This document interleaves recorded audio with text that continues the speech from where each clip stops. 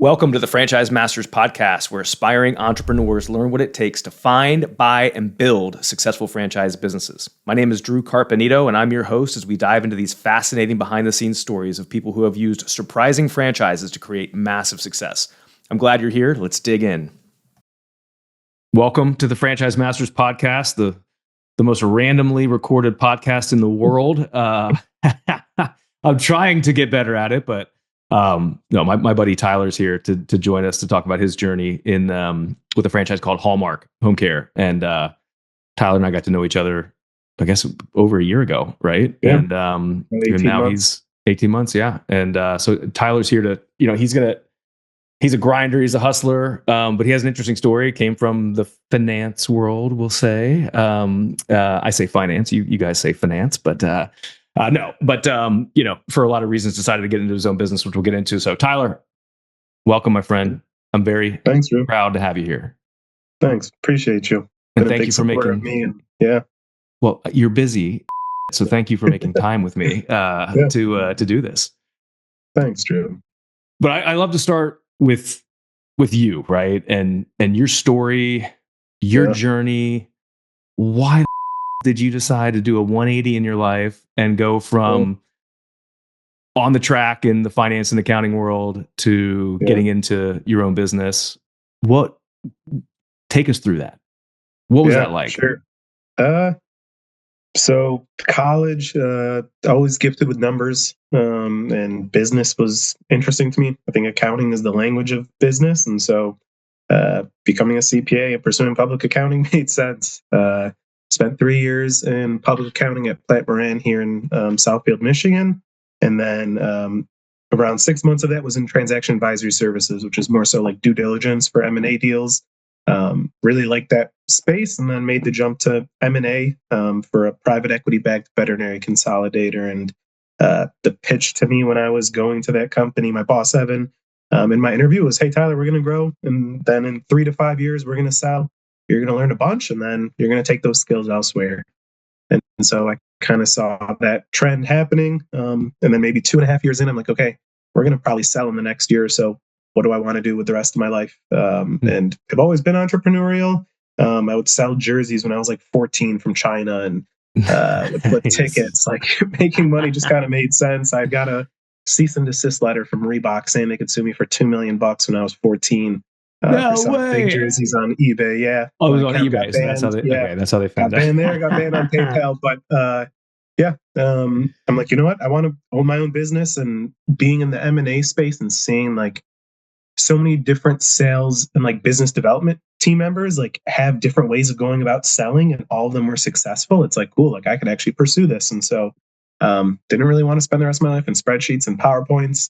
I had a good buddy named Mike who I worked with there at MVP, that's the name of the company, Mission Veterinary Partners. But he's super entrepreneurial, and he plans on doing a search fund. And the more I thought about it, I'm like, I want to open up my own business. It doesn't have to be in accounting or finance. And so looked at 30 different businesses over 6 months, plastics manufacturing to coffee shops to kids soccer leagues, you name it. Came across you through Wolf of Franchise podcasts. He would talk pretty bad about most brokers, but he brought you on. He's like, Drew's a pretty good guy. And so figured had nothing to lose. And ended up going to senior care, Hallmark Homecare here in Oakland County. So it's kind of high level overview. Yeah. And so you said we were talking before, 12 months in?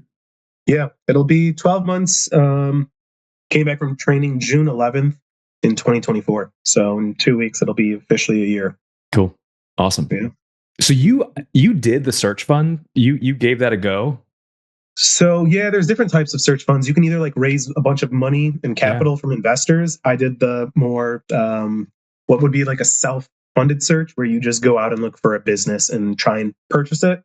So looking at Biz Buy Sal here in Michigan, there's also a company in Grand Rapids called Calder Capital, which is pretty big in like the small and mid-size M&A world, and they have their own website where they'll basically they're an investment banking company. They'll broker deals as well, specifically like smaller businesses, anything ranging from like 1 million in revenue to 10 to 15 million in revenue. And so contacting people, signing NDAs, and showing proof of fund statements just kind of outlined that, hey, I have the capital to put a down payment and would purchase the remaining portion with an SBA loan. And so, was looking into it. But a lot of people, search funds are the hottest thing now. People want to skip people like Wharton grads and Harvard they grads. teach it in college now. It's like a that's an interesting topic because somehow my name got thrown into that ETA community, and I really wish it never had. No offense to the ETA folks out there, but because I'm just not a good resource for what they're trying to achieve. But what was it that created the shift for you to get away from the focus on buying an existing business, laying debt on it, still having enough cash flow to make good money, and trying to scale it, quote unquote, roll it up, right?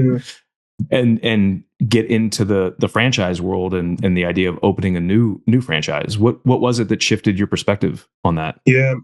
I'd say limited amount of companies here in the area that I think would have made sense to purchase, and also to a certain degree lack of like ops experience.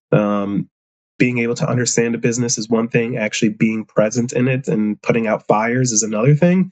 I'd say even another thing, capital. By starting with a franchise, I'm not putting as much capital down, and there doesn't need to be immediate cash flow for me to be paying down as much of a loan. And so for me, it was more so finding the right thing, because whatever it is that I was planning on going into, obviously Hallmark, it's going to be my first business venture, but I plan on being in it for a long time. And so if there's an extra year or two of grinding and actually me getting to encompass and learn the whole business from every single aspect, as opposed to, hey, now you're the owner of this business, everything's coming at you. And even hopefully you can structure it where an owner will have to stay on for a 3 to 6 month period. But if you're purchasing a business from someone and they're looking to sell, depending what the reason is, like how active are they going to be? There's risk with that.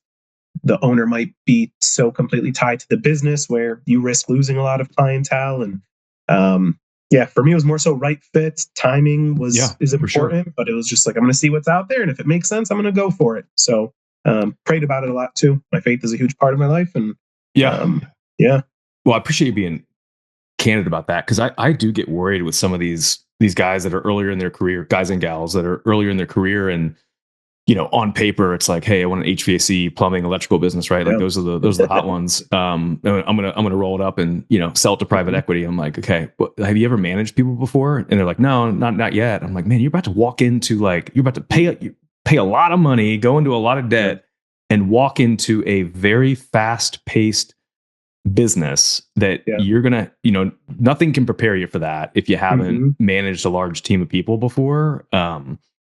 I get worried about some of these folks, because on paper, like, I can see how ETA makes more sense, but in reality, I don't know. It's just the realities don't seem to be talked about as much as the penciling it out on paper and playing in spreadsheets about the whole thing. Do you still stay in touch with folks in the search fund world, or did your buddy find a business that he's likely going to be pursuing it sometime soon. There's communities out there. I would listen to a podcast by a gentleman named Will Smith. I can't remember what the name of the podcast is, but it's all about buying existing businesses. And I'll still look on BizBuySell and just see what's out there. But I don't really have time for that. It's more so just it's of interest to me. Like business as a whole has always been something that I've gravitated towards. And I'll check in from time to time, but I have my own priorities and responsibilities. So, Yeah, you do a really good job of, I think, looking at a lot of different options, analyzing the pros and cons, and and digging in, and then you seem like one of those guys. Like, when you make up your mind, you're like, boom, laser focused. Let's go. Let's get it done. And I don't know if you agree with that, but I mean, from what we talked about, the first 12 months of any business is tends to be the quote unquote hard part, right? And you've benefited from your laser focus and just being willing to grit it and get into the weeds and make it happen. Yeah, thanks, Drew. I'd agree with that. You gotta. There's so many hats to wear and so many relationships to build, and you have to be can't let things bother you for the most part. Gonna make mistakes, and you learn from those. And struggle and suffering is sharpened. It sharpens the skill set and tools that I have. And so I don't know. I knew what I signed up for. I knew it wasn't going to be easy. And yeah, the success stories that people see out there, for every one success, there's probably 6 to 8 failed businesses. And so, yeah, for me, it's like, well, I'm quitting my corporate America job where I was making 130 plus a year to go to completely zero. I need to make some money and prove to myself that this is something that's sustainable and I can actually make a lot of money and run a business. So had to hit the ground running. What have you found has been the things within yourself that are helping you drive the results in your business? Yeah. Communication, I think, is the most important thing. And everyone can say that, but like I've probably, let's say in this year, I've had 25 to 30 lunch and learns where I sit down with a group of social workers at rehab facilities or hospitals. And I'll always ask them, like, what does like a good referral partner look like to you? Like, how do they communicate? And 90% of the time, they're like, Tyler, like when we pass on a referral, most agencies or companies don't even let us know that they talk to the person. And I'm just like, that blows my mind. And it's like, wow, like I over communicate. Like if they send someone to me, I respond within 5 minutes. Hey, thanks for sending my way. Gonna give them a call shortly. We'll let you know how the conversation goes. And then same thing, an email afterwards, after we chat, and just say, hey, this is how the conversation went. Family is thinking about X, Y, and Z. Couple uncertainties here. Gonna follow up next week, and I'll keep you posted if anything progresses. And so communication is really important. Putting yourself out there. Got nothing to lose, honestly. Like I spread myself so far and wide, reaching out to so many different people. It'll be a year on June 11th, but I feel like the amount of time and effort that I put into it far surpasses that 1 year. But I don't know. You never know.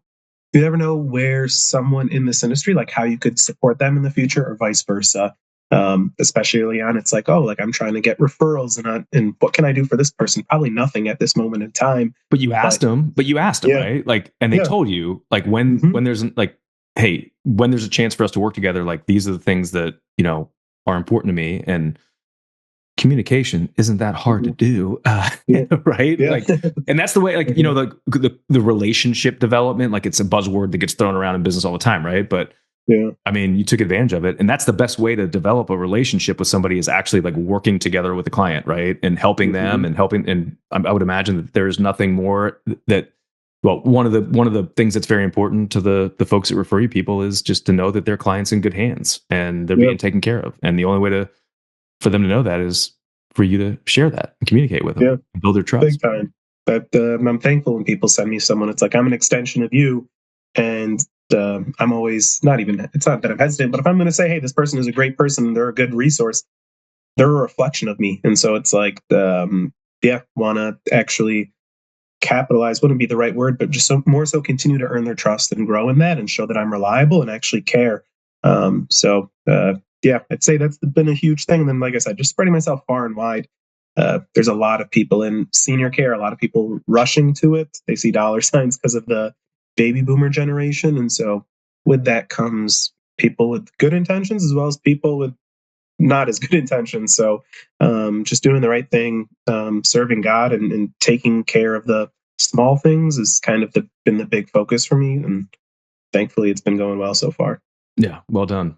What was it about the senior care world that stuck out to you, and why you decided to get involved with it? Yeah. I've always served in my church community, and I love people, honestly. And so, like, more recently, was serving at a men's group when you and I were chatting, and it's like I got far more joy talking about young men who are in their 20 to 25-year-old like age, going through life and learning about college or relationships or their faith life. I got far more excitement and joy out of serving others as opposed to being in spreadsheets and PowerPoints. But when they were talking, bringing it to senior care, when they were talking about caregivers, there's stories on Wall Street Journal and all these websites on a monthly basis talking about caregiver shortages and the struggles that companies and agencies are having when it comes to staffing and supporting families. And they talked about caregivers, and they're like, caregivers in your area. I'll use, let's say, Farmington Hills as an example here in Metro Detroit. But like, if the caregiver lives in Farmington Hills, one day they're going to get sent to Rochester. The next day is White Lake. The next day is Northville. there's no continuity of care there. The caregiver is getting paid 13 to 15, maybe 16 an hour, and it's just not reliable. There's a lot of burnout. And so the biggest thing for me is like, well, I think everyone has a desire to be seen, heard, and understood. Caregiver, son or daughter, mom or dad. I just have to love these people more, be open and honest, get the caregivers some more money, which I do. And just that's a recipe for success. And so that was really like, it was a no brainer to me. It's like, yeah, this is what I do, is like meeting people where they're at in my faith life. And even as I was looking at Hallmark, my grandmother was in the hospital, and I was like, hey, I'm looking at Hallmark. And I called up 30 different private duty agencies and 20 of the 30 companies before I could get a word out. It was, what hospital is your grandmother in? When is discharge? What are the hours you're looking for? These are the prices. Can you afford them? Jeez. And it's like, dang, so 20 of 30 of you actually picked up the phone, and this is how you go about serving others. 5 of you didn't even pick up, and then the remaining 5 of you actually like did a decent job. But like, nonetheless, it's like, wow, if you guys are actually able to pick up the phone, you're in business. Like, I'm going to do a lot better than you guys. There's a lot of, like, from a business standpoint, there's a lot of low hanging fruit. But it comes down to serving people. And for me, it's always, hey, tell me a little bit about yourself and your mom and what happened and what type of support you're looking for. It's not until 20 minutes into the conversation or 15 minutes in where I'm like, hey, do you mind if I share a little bit about myself, who we are, and how we provide support? And so that's what drew me to it. It's all people and earning people's trust. And like I said, loving others. So it very much aligned with what's important to me. Yeah, that's amazing. You sound like a Sandler sales ninja. Have you ever been through Sandler before? No, I have no idea what that is. It's a sales training. I went through it like 20 years ago. And the whole sales training is just ask questions. Basically, like they have a system and all this kind of stuff. But like, it's amazing how powerful the right questions at the right time can be in business, right? Whether it's not just sales, but it's also in retaining good people to build your company with, and just listening to what people what they're saying, because they'll tell you what they want, and you just have to listen and resist that urge to, give them the pitch, right? Whenever you want to give them the pitch, but if you ask the right questions, you don't really have to give them a pitch, right? At the end of the day, they'll ask you like, oh, hey, like, what do you do? Like, how do you guys operate? Right? It'll just kind of come out of the mouth through the conversation. Well done, man. There's companies that spend a lot of money training people and humans how to be good question askers. So that's how I got my wife. Yeah, that's how I met my wife. I was trained to ask questions. I saw her at a country western cash only bar in like the bad part of Charlotte, and I just went up to her and started asking her questions, and she kind of blew me off, but I guess I was persistent enough to get her number, and I actually called her after one of those Sandler sales training meetings when I was all pumped up, and it's like, hey, you want to go for coffee? And she's like, no, but you can take me out to dinner. I'm like, I like you. Okay, let's do it. And here we are. So yeah, no, it's like there's so many. I think business, like, there's so much stuff out there, like podcasts, and everybody, everybody talks about it, has an opinion about it. But like, again, you do a good job of kind of boiling it down to the simple things that move the needle, and not getting distracted with all the other stuff that is on your plate or, comes at you during the day. As you've been growing your business, you kind of mentioned to me offline that you're kind of at an inflection point where it's time to bring on some help. What's that decision like? The most difficult decision I am running into, because it's like I've spread myself far and wide and know every single part of this business, from like sourcing and vetting the caregivers to sitting down with families to going into rehab facilities and potential referral partners, and like juggling all of the responsibilities and wearing all the hats. But there was someone who, big LinkedIn personality. I don't have social media, but I do have LinkedIn. Nick Huber. He also helped, let's say, inspire me to open up a business that's service based, and just a lot of sweat equity. Work my butt off, earn people's trust. And he had a post more recently, maybe a week ago, and he's like, hiring someone will never become comfortable because you're taking on more expenses while not adding any immediate revenue. And it's just like, I wouldn't say it's a sunk cost. It's a cost that you're going to incur, and you're never going to be able to stomach it. But that's going to so long as you hire the right person, it's going to bear so many fruits where it can free up your time and you can give other people. Like a big thing for me is I want to support others and make sure that even people on my team or even the caregivers that we match with families, I want to make sure that they're taken care of and that they're getting paid more. And that to me is the success of like surround yourself with good people, treat them well, ensure that they're taken care of, feel seen, heard, and understood. And then they take care of you on the flip side. And so, I'm very much exploring it. I've got to figure out what type of role it's going to be, but I know like I'd rather do it earlier than later. When again I have my hands full and just like I really need some support, and it's not feasible for me to be a one man show for however long. Yeah. But yeah, Yeah. You've kind of hit that point where you're too busy, which is good. yeah, But your business is trending very well. Like if you look at like the past 2 to 3 months, right? Like you're on a you can see the trend line that's starting to emerge, right? Yeah. What do you think the position, just off the knee jerk reaction or whatever's been on the top of your mind, like what do you think the position's going to look like? I'd say like client liaison, or like might be more so like a CSR, customer service rep, where managing the families that we're already supporting, plus like taking on calls, or even sitting down with families that might be interested in support or in using our services. And so, hey, would you be able to take on this meeting at 2 p.m. with this family in Novi? This is the background information on the type of support that they're seeking, and having them sit in with me. And again, it's simply just asking questions and learning more about the family, what their day entails, and kind of being that point of contact so that I can continue to be on like the business development sales side, building new relationships and continuing to also like strengthen the ones that I do have. So Cool. That's what I'm leaning towards. I'm going to talk to the franchise and they should help me out with this. Yeah, for sure.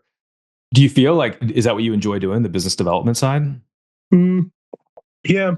I like being out there and seeing people and just like talking. More so I like listening, but there's a lot of good people in this industry, especially a lot of social workers or people that, a lot of social workers or even just like placement agents who their loved one didn't get the support that they needed, or they're just they're in the industry for the right reason and want to make sure that people get the information they need to make the best decision for themselves. And so by going out and just seeing others and connecting, like we're human, we need connection. That's exactly what like home care and senior care is. And so, I'd say that's my favorite aspect. It's definitely the most draining as well, because it's like physically as well as mentally. It can also be emotionally draining, but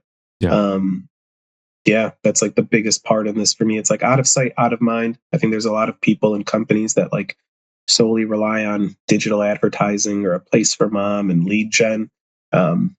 Not something I've really tapped into. I might do so, but brand like Hallmark and even just in general, it's like be out, go build relationships, earn people's trust, show up. So well, it's interesting that you're leaning towards the ops side, backfilling yourself on the operation side versus the sales side, because it's probably one of two options, right? You could, if you didn't enjoy the business development as much, you could hire a salesperson, but I've always thought it's harder to hire a good salesperson than an ops person. What do you think? Did you go through that thought process of thinking about a salesperson, or did you kind of just know that I did, but I think I'm the face of the business. I was the first Hallmark franchise here in Michigan, and it's like I'm marketing myself, quite frankly, because like everyone is a marketer, whether they realize it or not. The way that they speak, the way that they dress, the way that they talk, everything. And so I think that would be harder for me to teach someone. I would also I think it's also a far larger capital investment too, which you have to very much find the right person. I see a lot of people running to senior care and thinking like, oh, I'm just going to hire a bunch of people.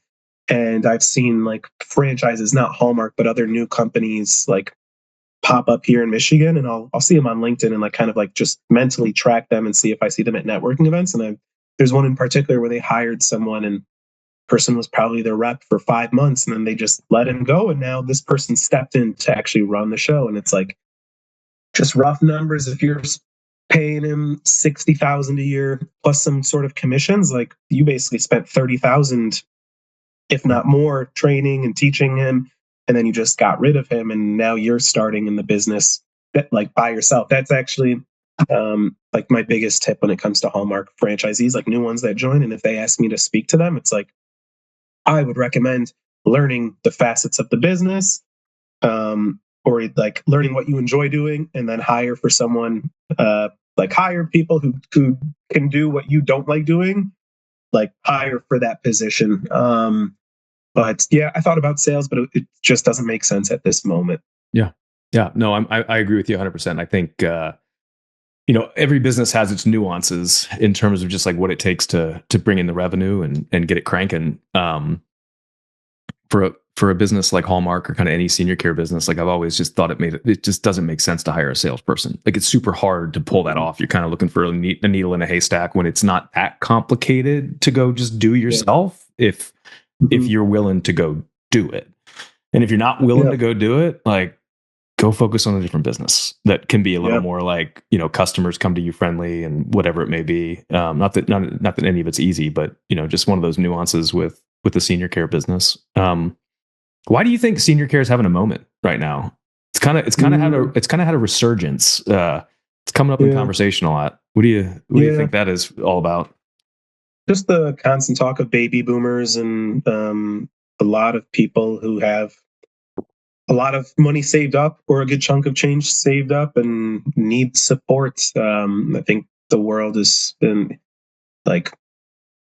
so focused on like making money and like busyness and go. And like my generation, I'm 29, or even people 10 years older than me, the 39 and 40-year-olds, like I think households, generally speaking, both spouse, like husband and wife are working and they don't have the time or ability to take care of their loved ones. And so that kind of leaves a gap in the market where, hey, a lot of people want to stay in their homes, or they even want to go into a senior care facility. But just getting good quality people to actually support them is difficult. But yeah, just aging population and a lot of people who don't have the skill set, desire, or willingness to help their loved ones, or even the time. Like it's not their fault, but it's a lot of work. It's a full-time job. People quit their full-time job to take care of their loved one, and so it's a need. I think it's always interesting too when there's like, economic headwinds blowing, like whatever the hell's going on in the economy, right? And then somebody asked me this the other week, and it was the first time I've ever heard this. Looking at a business through the lens of a tariff-resistant business, which recession-resistant was always the buzzword, and now for the first time, somebody was like, "Hey, I'm like a tariff-resistant business." I'm like, okay. That's a first, but I get it. I understand where that's coming from. But like the tailwinds in terms of like I think sometimes we get reminded of, the fun, like when there's stuff going on in the world, right? Like, okay, well, what are the underlying fundamentals of these businesses and what drives the results? And obviously with senior care, right? Like the tailwinds are very favorable for the demand that's out there. Not easy to go get, not easy to build a business within, but the fundamentals are strong in the category. Big time. I think it's like, I'll probably botch it, but like 30,000 people will be turning 65 like every single day in 2030. Some stat like that. You can fact check it. But I'm just going to use that stat because you said it. So that's how stats start, right? Somebody says it, and nobody fact checks it, and just start repeating it to people. No, but I think like if you chat GPT it, right, it's the tailwinds are really good with all the demographic trends and everything. Have there been any like super surprising things that have popped up in the business, that good, bad, anything that just kind of hit you between the eyes? You're like, oh man, like that was cool, or holy shit, I didn't think about that while I was doing my research. I'd say good. There's a lot of people who didn't start off in senior care that have made their way here because they recognize that there is a gap, and like there's a lot of good people in the industry. From like the caregiver's perspective, like The caregivers are amazing. They're Yeah. I wasn't surprised about that, where most of them like have a desire to serve and this is their passion, really Okay. meeting them where they're at. More so professionals. A lot of people, I think even entrepreneurs that you'll probably see were buying the franchises, whether it be Hallmark or any other senior Oh, care gotcha. franchise, like Yep. there, but also just uh, placement agents or people who are in sales and marketing roles at facilities, independent and assisted living facilities, or whatever it might be. Just a lot of people that are good and are purpose driven. And then the exact flip side, I think there's also still something that I should have been aware of, just a lot of politics too when it comes to people and agendas and like companies, and a lot of consolidation as well, which like I guess I shouldn't be surprised about, seeing that I worked in like a private equity backed veterinary consolidator. But just it's sad seeing like the state of healthcare as a whole and families not being given the resources that they need or not being aware of. And it's not any fault to like social workers. They're so overwhelmed with so many families, and just people are given a 48 hour notice that, hey, your loved one is getting discharged on this day, and they can appeal it, but they might lose it. And it's like, okay, I have work tomorrow and my mom's supposed to come home. How am I going to juggle all of this? Like before some Medicare and some insurance acts, like the stays were a lot longer and you were probably in a far better physical and physical health state prior to a discharge. And so there's a lot of resources that are out there, and that's the biggest thing for me when it comes to families is like I want to be a resource for you, give you the information you need to make the best decision for your loved one. But yeah, there's just so many moving parts and people that you don't know until you're in this situation. And Yeah. so you're going to do what the first thing you might Google, or company you might Google. And so those that are paying a lot for Google ads will be up there. Good for them. But um, yeah, education and awareness and like information, I think is needed and important for families. Yeah. I think the words that fell out of your mouth, are important words for this type of business. Purpose driven. Mm-hmm. To serve others. Right. Every business is a people business, but this is a people business that helps families and caregivers and folks through social workers. Your referral partners and everything. Just helps them help other people. And Mm-hmm. if that doesn't connect with you or resonate with you, this is not a business that you should get involved with. Yeah, big time.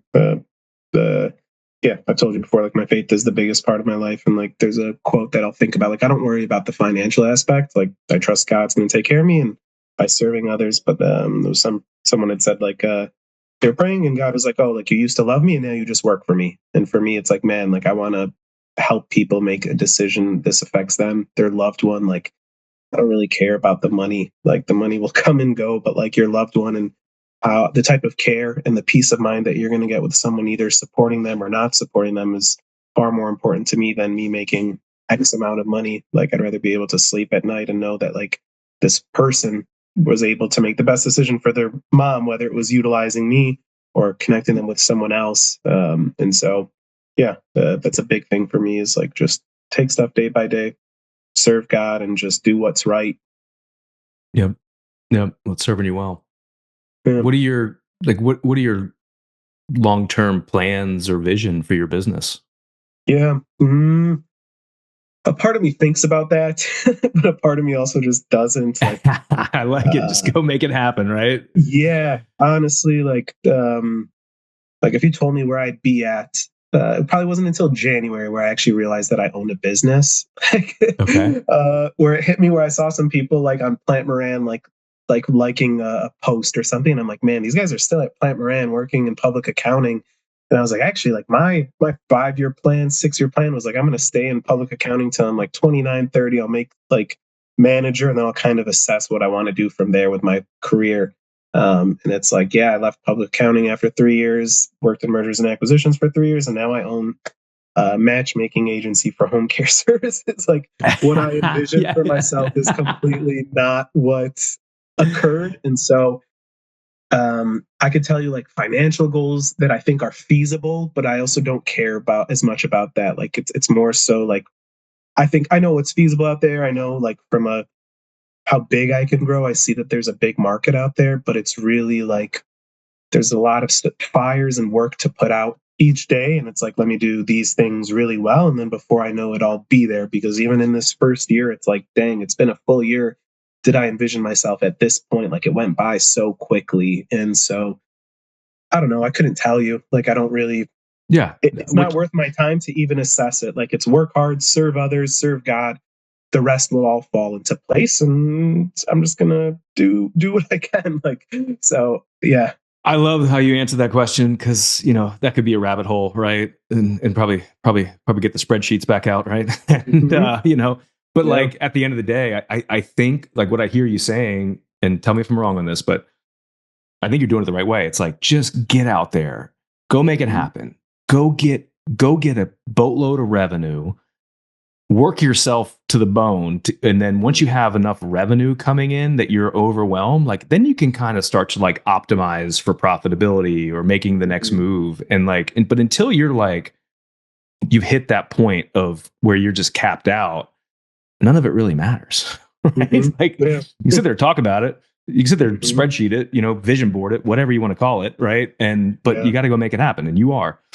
And if you just keep rinsing and repeating with that mindset, like, I actually believe that's a really good way to go about it, because you can get so caught up in the numbers and the targets or the metrics, the yada yada yada, when it's the stuff that it's the activity and what you do to make those numbers count. It's more important. Spot on. Thanks, Drew. Yeah, there was a potential franchisee that they had connected me with, and all they wanted to talk about on like our 30-minute call was my pro forma income statement. And off the bat, I'm just like, throw that out. Like, don't worry about any of that. Go out, build relationships, earn people's trust. Like Tyler, we have 1 client projected for our first month and 3 for this month. I'm like, I didn't get my first client until like 3-4 months in. Like, kind of, you got to fake it till you make it. Just put yourself out there, and then like you build, and then you learn. And anyone can put stuff on a piece of paper and make it say like, anyone can make projections. Believe me, I worked in that world. You can make any business look like, hey, best case scenario is really great, but like there's things have to happen. Yeah, every single thing needs to go right for you to make X, Y, and Z. And so I think that's important for people to actually know before they open up a business, franchise, whatever it might be. Oh, 100%. Yeah, it's easy to play around in the spreadsheets and tweak them and refine the assumptions. But it's like you were saying, all the stuff behind the scenes that goes into making it happen that is more important. Do you feel like how bullish are you on terms of like your decision to do a 180 in your career long term? Like, do you believe like the upside's going to be there for like the reason that you did this? Yeah, I want to say yeah. I mean, I have no idea what the alternative would have been. I mean, I left public accounting because I thought it was like the most boring, mindless work. But at the same time, I could also say that I see stories every single day of, hey, there's a shortage of accountants. And I'm like, man, I wonder if I applied myself like as hard as I have in this position to like building a book of business and accounting, I probably could have crushed it, which I have 100% believe that I could have. But yeah, I think that the work that I do is really meaningful. Some of the emails that I've gotten from families and just like the peace of mind and like knowing that I'm doing work that's self-sacrificial and also can make money and God willing, like provide a lot for my future family. Like, yeah, I live in the present moment, and God has allowed me to make these decisions, and I embrace them and embrace Him in them. And so I can't think about what if X, Y, and Z, or where would I have gotten here? Like I could, but like this is the reality of the matter, and I'm happy with the decisions I made. So yeah, I don't think about that too much. Yeah, you're on a good path. It sounds like you feel good about the path that you're on. Yeah.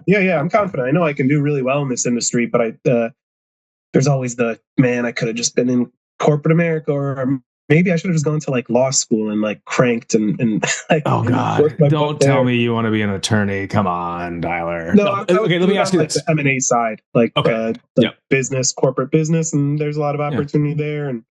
But there's let me ask you this: so when you were doing, like, when you were looking at all the different options, both, from the buying an existing business standpoint, looking at franchises, and you mentioned it, like, did you ever do a deep dive on, like, the idea of doing your own accounting business and using that, like, that be the business that you focus on to grow? No, not as much. More so because like in my M&A role, like accounting was completely out of the window. Like the people that I was working alongside far brighter than me, but like they were all just finance degrees.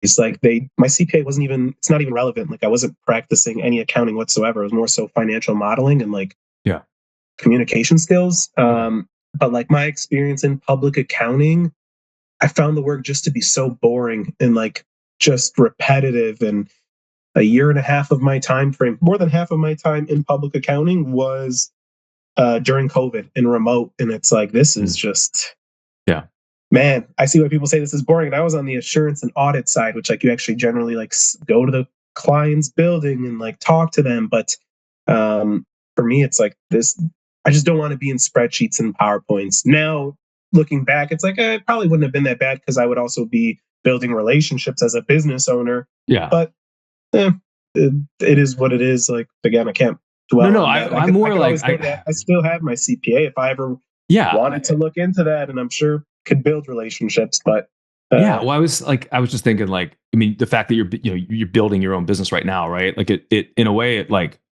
liberates your mind and like gives you the confidence to like look at things and through a different lens too, to be like, okay, look, maybe I spend the next 3 to 5 years crushing it with Hallmark, get that thing to a point where maybe you have a general manager that runs it, right? And then what's, either you can enjoy the flexibility that comes along with that, being a business owner, and put the hard work into to earn that, or you built one business, maybe like, okay, I understand how to build businesses now, maybe I'll do it with an accounting practice or whatever it may be, right? But like until you actually do your own business, right? Like it's hard to get that confidence and to know what what it's going to take and whatnot. But cool, man. Well, I know you're busy, and I appreciate you taking some time to chat. Yeah. Any lasting thoughts for anybody that's thinking about doing their own thing? That'll be the hardest thing you ever do, probably. You'll be discouraged. Never been discouraged in my life. Probably 4 to 6 months in, had put in so much work and wasn't seeing the fruits, and then thank God, like just eventually just kind of pops off, and it's like, cool, thank you God. Like I can make some money, especially if like you're making well over 6 figures. It's difficult to not get that, and I don't think any mental like preparation for it can put you into the actual like state of being there and like running your own business. And there's always going to be doubts and uncertainty. Even now, as I'm doing well, it's like I still question every single day, like, man, is this what I should have done?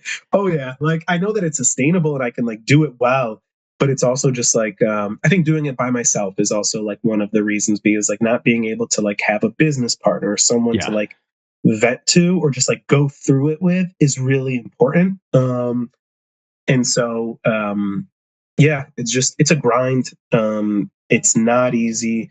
I guess I'll quote a Nick Huber, use another Nick Huber quote. Like he said something along the lines of like business growth, as well as like even career growth, isn't linear. Like you have to stay in the industry long enough to be able to recognize what might be like 3 to 5 years worth of growth in a 1-year period. And you bear that fruit by putting in all this work, and then eventually you might make the right connection and then sprout up there. And so staying in it long enough to actually bear those fruits is really important. And so just even when you feel like, that's where discipline kicks in. Even when I don't want to get up and go out and network and be like, I went to some of these places and these people just like, they've seen me a bunch. They said they're going to refer to me, and then they just don't.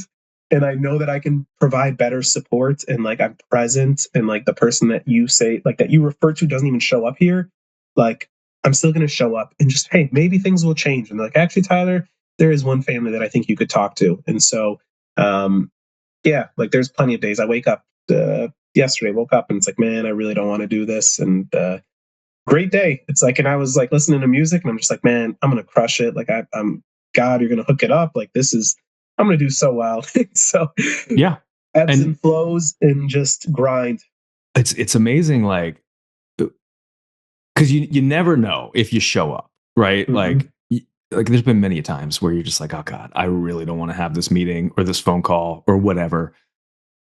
Make assumptions before you go into it, right? And then you walk out of it, you're like, holy, that was amazing.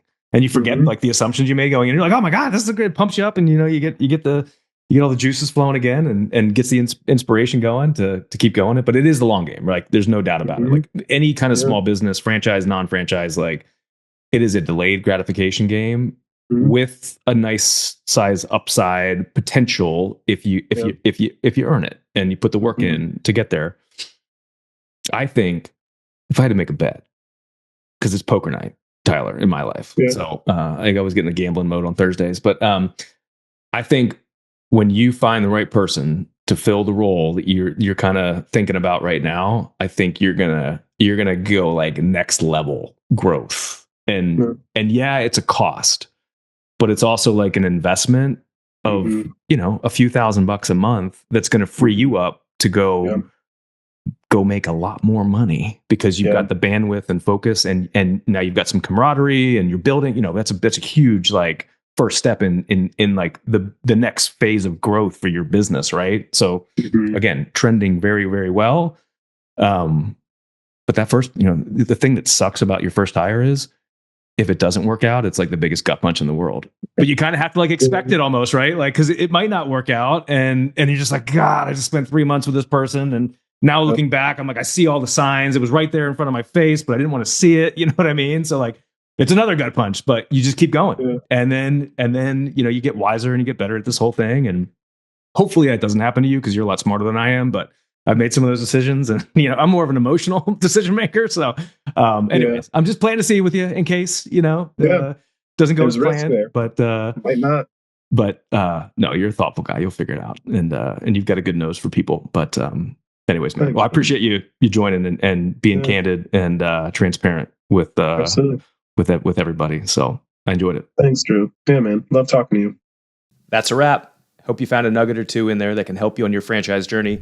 And if you ever want to talk franchising, reach out to me anytime.